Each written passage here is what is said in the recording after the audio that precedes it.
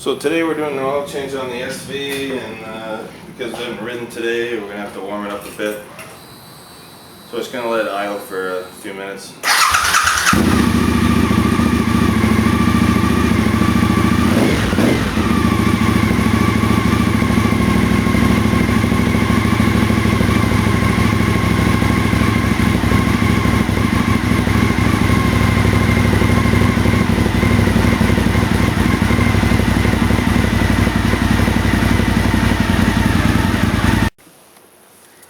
So the few things we'll need to change the oil on this bad boy. We need a 4mm Allen key for the 4 bolts that hold this plastic on the bottom here so we can get to the drain nut. We need a 17mm drain nut. We need a K&N 138 oil filter. These are real nice. They've got a bolt on the top so that they're very easy to take off with a 17mm wrench. We're using Rotella T6 synthetic 5W40.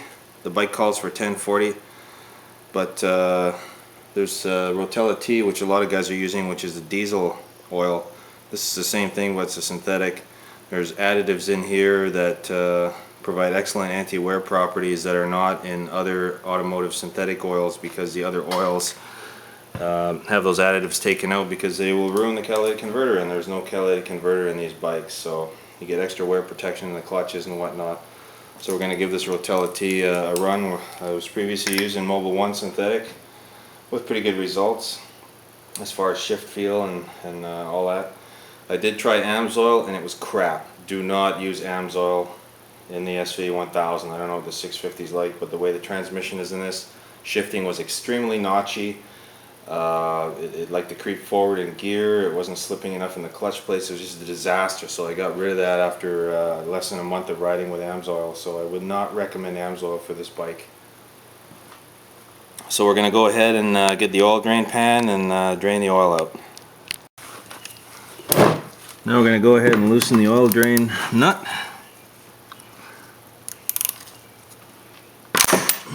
That's pretty tight. Now always wear gloves. You know, some people think it's gay to use gloves, but you know what? Engine oil is cancer causing, so don't be an idiot. They look dumb and they don't look cool, but it's the way to go. There we are. It's actually not that dirty. I didn't get that many miles on it last year. Alright, it's pouring out nice.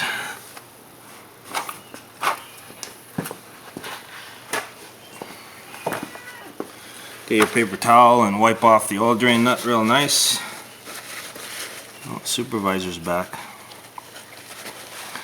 There's a magnet on the end here, so if there's any metal, you want to wipe that off the plug as well. Oh, supervisor, hello.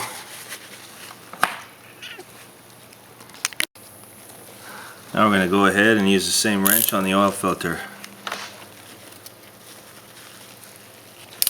Comes off real nice. No more using those dumb oil filter clamps.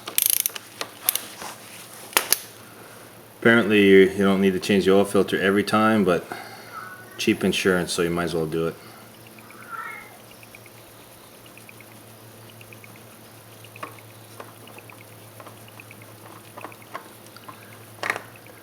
There we are. Let's drop that in there.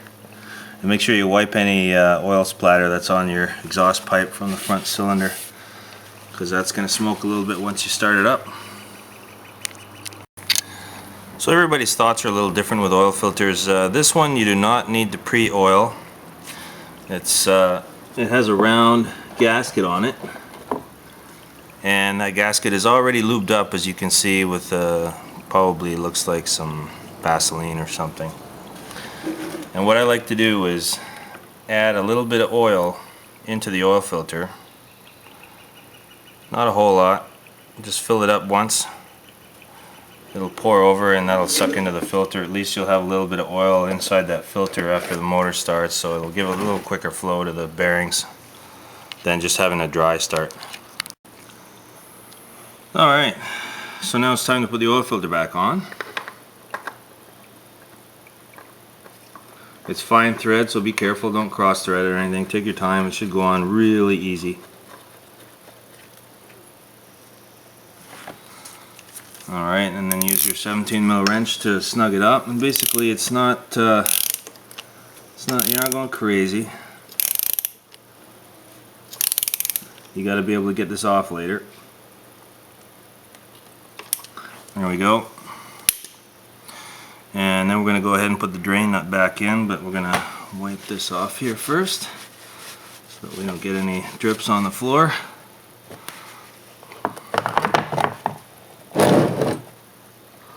See if we can get in there with our fingers. Make sure you don't cross thread this one either. Go in with the fingers first. And that one's being really difficult. There we go. Just tighten up by hand. Get some more paper and wipe that sucker off. And then we're just going to hand tighten it a little bit for now. Get the oil pan out of the way. You really want to get all the dirt and junk under here cleaned up nice if you're down here. Maybe use some brake clean, which I'm practically out of right now. The store was sold out for whatever reason. I guess a lot of people are doing brake jobs right at this minute. Some people use a torque wrench. I don't bother for this. Just get it, you know, decent tight. Just remember you're going into aluminum, so don't grab it right on the end of the wrench because you'll really torque the heck out of it, and then you're probably going to strip the bolt. Alright, so the next thing we got to fill the oil in. So you can measure out how much oil you need in some graduated cylinders or whatever. It's 2,700 milliliters. I'm just going to use a funnel here and basically fill her up.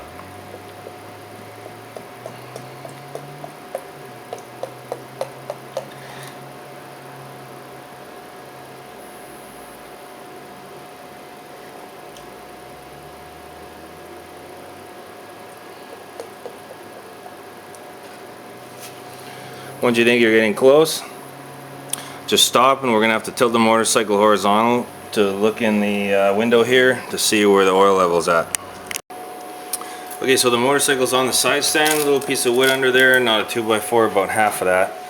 We're looking for oil in the window now. We've filled it up fairly high, and what we want to do is just lean it over a bit towards you, and now it's leaning a bit to the right, and you see the window's half full. That's what we want to see when the motorcycle's idling and you're basically sitting on it level at the stoplight, and you lean down and you look and check the window. Alright, so we have to add a little bit more. There's going to be some oil that's taken up by the filter and the cooler that's poured out. Okay, so I've added a bit more oil, and if we tilt it up vertical, you'll see it's pretty much it's on the higher portion here. So what we're going to do is we're going to start the motorcycle up, take the filler out of here, and check that level, and when it's idling it's probably going to drop because the oil filter in that isn't filled right now, so that's okay. We can shut her down and add more oil and get it right up to where it's supposed to be. Always make sure you put the oil cap back on, because if you don't and you fire it up, there's going to be oil and air flying out of here, because with these two big cylinders there's a lot of pressure in the crankcase.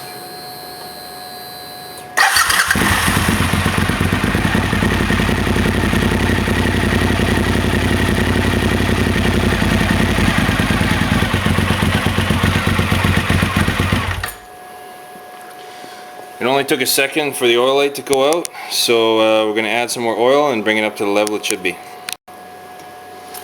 Alright, so it looks like I've added the right amount. Now we're going to fire it up again and see what it looks like when it's level.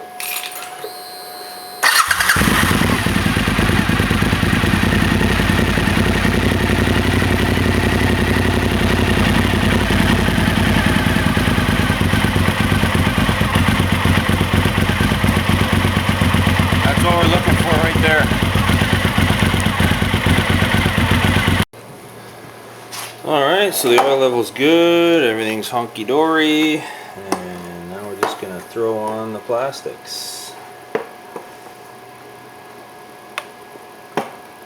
Tighten that down. Good to go. So now we're ready for the races.